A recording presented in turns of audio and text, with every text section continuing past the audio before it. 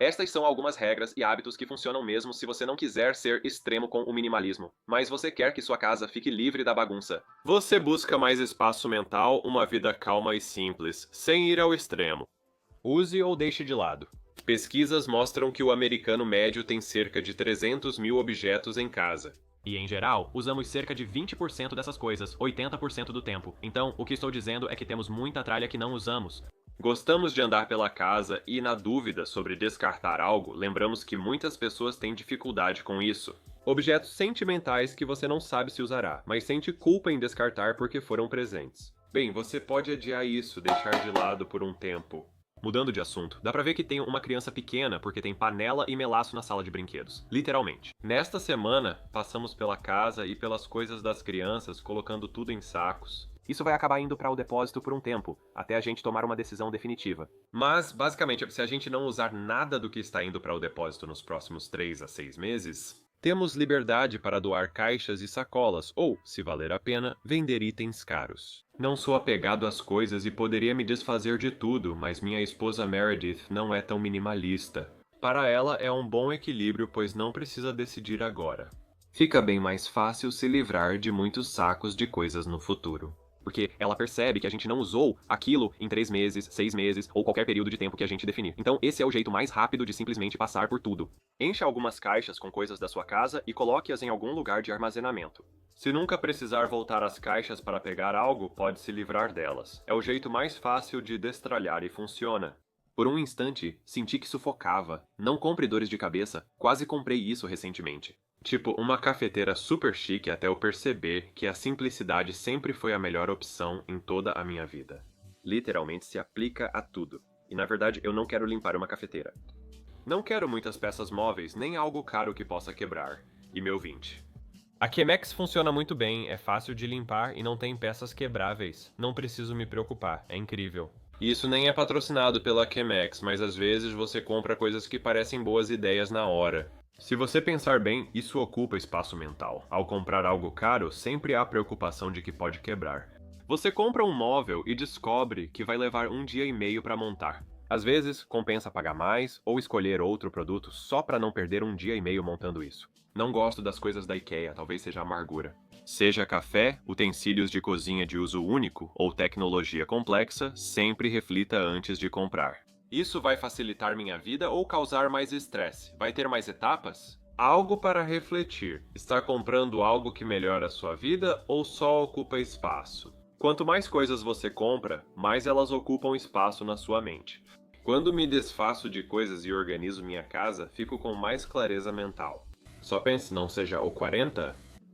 Compras por impulso são cerca de 40% dos gastos dos consumidores. Essas são coisas que você compra e depois só acumulam poeira, servem para você olhar e depois com culpa se livrar delas. Em cerca de 3 anos depois de passar tempo suficiente para não precisar mais daquilo. Ou é só comida. Por isso eu digo, nunca faça compras com fome. Ou, melhor ainda, o truque que descobri é nunca comprar online sem uma lista. Costumo anotar ou salvar no carrinho por alguns dias antes de decidir se realmente quero algo. Geralmente acabo não comprando quando faço isso. Quando vou ao supermercado ou loja, não fico mais andando sem rumo pelos corredores. Tenho uma lista específica e não posso comprar nada fora dela. Isso me faz economizar tempo e dinheiro, além de evitar pegar coisas extras que depois descarto ou me sinto culpado. Acaba juntando poeira e minha casa fica cheia de coisas compradas por impulso, por isso, não compre sem pensar. E já que estamos falando de compras, você precisa ou pagar à vista ou deixar pra lá. Se você não pode pagar por algo à vista, deixe isso ser a forma mais fácil e simples de dizer que você não deve comprar aquilo. Se você quer um sofá de $5.000, mas precisa parcelar, talvez seja melhor sentar no chão. Há um movimento de pessoas se desfazendo dos móveis e sentando no chão para melhorar a postura e outros aspectos. Na verdade, a gente quase nunca usa esse sofá, exceto minha filha, ela usa bastante. Sempre sento no chão para comer e outras coisas porque me sinto melhor assim, mas isso não tem muito a ver com o assunto. Fiz isso em tudo, do menor ao maior. Só compro o carro se puder pagar à vista, mas isso não quer dizer que sempre uso dinheiro. Um financiamento a 0% pode ser melhor, mas viver sem dívidas traz grande alívio mental e reduz muito o estresse. Se você sabe que não deve nada para ninguém. Se você está nessa situação, coloque essa regra, foque em quitar e não fazer novas dívidas, pois isso muda a vida. Vou seguir meu conselho e sentar no chão. A praticidade é rei. Só mantenha coisas que realmente melhoram sua vida de alguma forma, que tornam sua vida um pouco mais fácil. Você pode ter opções ou liberdade, mas é muito difícil ter ambos. Você pode ter muitas calças e o visual certo para cada ocasião, mas não terá uma gaveta organizada ao mesmo tempo. Você pode ter um casaco para cada clima e ocasião, mas não dá para fazer isso sem encher o armário de casacos. Você pode ter liberdade ou opções, mas dificilmente ambos. Ao perceber isso, muitas decisões se tornam simples. Você não vai se arrepender. Quebre a ideia de que mais é melhor, apesar do que Meredith acredita sobre livros. Combinamos que só podemos encher essa parede com livros, nada além disso. Mas em nossas vidas, muitas vezes pensamos que mais é melhor. Mais sapatos, um celular mais novo, uma televisão maior. Normalmente buscamos adquirir mais coisas para sentir algo, talvez segurança por não termos tido antes. Ou talvez seja porque estamos entediados, ou estamos sozinhos, ou nos sentimos mal por alguma outra coisa em nossas vidas. E então compramos algo para nos sentirmos melhor de alguma forma. Quando você percebe essa armadilha e entende por que acumula tanta tralha, como chegou a esse ponto? É possível fazer menos e melhor, como propõe o livro Essencialismo. Você tem menos compromissos, mas talvez eles sejam mais importantes. Você tem menos roupas, mas ama tudo o que possui. Você tem uma casa menor. Ela atende às suas necessidades, é mais barata, tem menos para limpar e exige menos trabalho. Aplicar a regra de menos, mas melhor, em quase todas as áreas da vida e perguntas foi uma grande revelação para mim. E quando você para de precisar de mais coisas, mais status, mais seja lá o que for para se sentir bem consigo mesmo, ou importante, ou seja lá o que for para acabar se sentindo menos feliz, você pode lidar com o problema em si. Você pode perceber que as coisas que você possui não estão ligadas a quem você é como pessoa e ao quão importante você é. E a qualidade da sua vida, em geral, quase não tem nada a ver com coisas. Só organizar não vai te salvar. Se você não gosta muito do minimalismo, talvez o associe à organização. Já caí nessa armadilha várias vezes, como comprar coisas para organizar outras ou passar o dia todo arrumando um cômodo. Em uma semana, tudo volta ao normal, pois você só organizou, não destralhou. Nem sempre sua casa é desorganizada, às vezes é, especialmente no meu caso, que sou bem bagunceiro.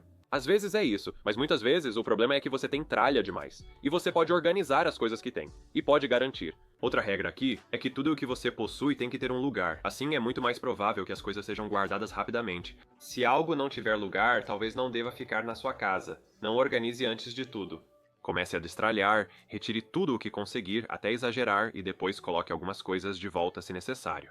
E então organize o que você realmente tem, e não faça o contrário, que é simplesmente organizar toda a sua bagunça. E aí você acaba com caixas cheias de coisas, ou então está apenas comprando coisas para organizar outras coisas, em vez de lidar com o problema. O problema é ter coisas demais. Escassez é mental. Uso basicamente 2 pares de sapatos. Estes aqui, um par mais grosso da Field Grounds, e no inverno uso as botas da mesma marca. E isso é literalmente tudo o que eu uso. E algumas pessoas podem dizer, mas eu amo meus sapatos, eles me fazem ser quem eu sou, sei lá. Na maioria das vezes, você só pode usar um par de sapatos por vez. Eles cumprem o propósito, têm caixa de dedos larga e não machucam os pés. Não é patrocinado, só gosto deles e acho que tem um link ou algo assim. Você percebe que pode ser feliz com 1 ou 2 pares de sapatos que atendam suas necessidades. Antes eu tinha pares diferentes para tudo. Agora uso os mesmos para ir à igreja, academia, jogar pickleball, em casa e na loja. Já usei para escalar montanhas e em corrida espartana. Isso reforça o conceito de menos, mas melhor, mostrando que não precisamos da maior casa para estar bem. Ou vários pares de sapatos, ou um monte de roupas. Mas, de novo, se você tiver menos coisas, mas de melhor qualidade, isso é tudo que você precisa. E você pode ser realmente feliz sem ter um monte de coisas. Entre no guarda-roupa, não desse jeito. Essa foi uma das minhas coisas favoritas que eu encontrei. Ao adotar o minimalismo, gostei especialmente de ter um guarda-roupa simples com roupas que realmente uso. E então eu posso pegar qualquer coisa do guarda-roupa sem olhar e sei que vai ser uma das minhas peças favoritas para vestir, porque qualquer coisa que não seja minha favorita, eu não tenho. Mas eu percebi que ao invés de usar várias roupas diferentes, se eu simplesmente usar preto, ninguém percebe se eu derramei café em mim ou se as crianças babaram em mim, ou qualquer outra coisa. E aí eu só uso essas roupas específicas que me caem muito bem. Eu nunca mais preciso pensar nessa decisão pelo resto da minha vida. E eu simplesmente adorei isso. Então encontrar algumas peças, mesmo que sejam de cores diferentes, do jeito que você quiser, que simplesmente caem muito bem, e simplesmente ficar de boa com ter a mesma rotação e parecer relativamente igual o tempo todo é realmente libertador. A regra das superfícies planas. Sempre tive dificuldade com superfícies planas, mas ao criar a regra de mantê-las livres e desobstruídas, tudo mudou. Percebi como elas me estressavam quando estavam cheias de coisas e sem nenhuma regra. Que ao terminar de usar alguma coisa, eu simplesmente preciso limpar, ou no final do dia eu só faço isso. Tipo como o balcão embaixo, minha cozinha e alguns lugares em cima da cômoda. Assim como algumas coisas que eu simplesmente me recuso a deixar acumular bagunça nelas. É incrível como balcões ou mesas somem sobre a bagunça em apenas um dia. Se você não tiver algum tipo de regra e hábito para manter essa superfície limpa, você acaba perdendo esses espaços. É sempre estressante porque você sabe que devia limpar, mas não quer ou é mais fácil evitar. Vai acumulando por uma semana ou um mês e acaba virando um projeto enorme. Então, só de no final de cada dia fazer uma limpeza rápida dessas coisas, isso realmente ajuda a viver melhor no seu espaço. Acho interessante como, independente do tamanho da casa, sempre acabamos preenchendo tudo com coisas. Se você tem 17 gavetas, você vai preencher 17 gavetas. Se você tem 3, você vai preencher 3. É parecido com como muitos americanos vivem de salário em salário. Não importa quanto dinheiro eles ganhem, eles gastam exatamente essa quantia de dinheiro. E percebi isso, pois nos mudamos 3 vezes em 5 anos e tendemos a preencher todo o espaço disponível com mais coisas. E está tudo bem viver dentro do seu espaço, é como viver dentro das suas possibilidades, encontrar aquele ponto em que você tem o suficiente, tem o essencial, mas não precisa preencher tudo com coisas. Se você tem muitas coisas em casa, mesmo boas, tudo bem se desfazer delas. Para chegar a um ponto em que sua casa possa estar sempre arrumada e organizada, porque você não tem coisas demais para o tamanho da casa que você tem. Calcule a alegria por uso. Quanto mais você usa e aproveita um item, mais valioso ele é para a sua vida. Por exemplo, eu uso minha Chemex todos os dias da minha vida. Sim, eu tenho um vício. E sim, eu estou bem com isso. Mas tipo, se você tem, sei lá, uma máquina de macarrão ou uma máquina de pão que você usa uma vez a cada 2 anos, isso realmente vale o espaço, a dor de cabeça, o espaço mental, o dinheiro? Será que realmente vale a pena ter essa coisa que você usa uma vez na vida e outra na morte? Parecido com o custo por uso, ou seja, posso gastar mais em camisetas do que deveria. Como uso essas camisetas diariamente e tenho poucas, o custo por uso delas é bem menor do que comprar camisetas baratas de 5 ou 10 dólares. Antes eu nunca usava porque eram desconfortáveis, coçavam e não vestiam bem. Aplique esse princípio à alegria e valor que você obtém, mesmo considerando o custo e o valor do tempo. Na verdade, nós nos desfizemos da nossa banheira de hidromassagem por alguns motivos. Um deles, eu calculei quanto isso custaria por mês e era mais de 100 dólares por mês. Voltando ao tempo de uso, se eu usar uma ou duas vezes por semana, gastaria 25 dólares para entrar na banheira de hidromassagem?